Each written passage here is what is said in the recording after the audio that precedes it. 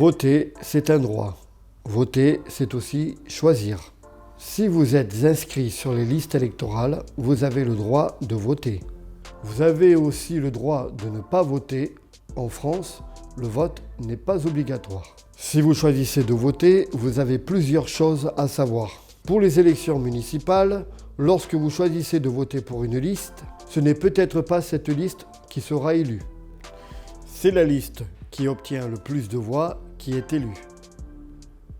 Quand vous votez, vous pouvez voter de plusieurs façons différentes. Vous pouvez décider de voter blanc. Voter blanc, ça veut dire qu'on vote, mais qu'on ne choisit personne. Dans votre enveloppe, vous mettrez un papier blanc où vous ne mettrez rien. Votre voix ne sera donnée à personne. Vous pouvez aussi décider de voter nul. Dans votre enveloppe, vous mettrez un bulletin sur lequel vous aurez écrit ou rayé quelque chose. Là encore, votre voix ne sera donnée à personne. Quand vous votez pour une liste, c'est parce que vous voulez que cette liste soit élue. C'est parce que vous pensez que c'est cette liste qui vous représentera le mieux. C'est parce que vous pensez que ce qu'elle va faire si elle est élue est bien pour vous ou bien pour tout le monde. Ce qui est difficile, c'est choisir. Ce qui est difficile, c'est de savoir pour qui on va voter. Il faut savoir ce que les candidats vont faire s'ils sont élus. Pour ça, je vais vous donner quelques conseils.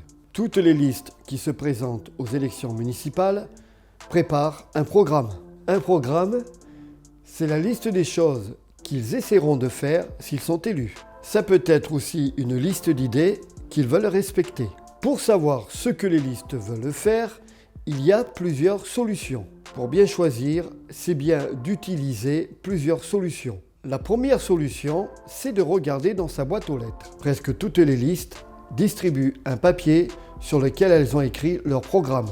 Pour le lire et le comprendre, vous pouvez vous faire aider par quelqu'un ou même par plusieurs personnes. Beaucoup de listes ont un local de campagne. C'est un endroit en ville où on peut se rendre facilement. Des représentants de listes vous accueillent pour discuter avec vous. Ils peuvent vous expliquer leur programme. Vous pouvez aussi leur dire ce que vous aimeriez qu'ils fassent. Aujourd'hui aussi, beaucoup de listes ont une page Facebook ou un site internet.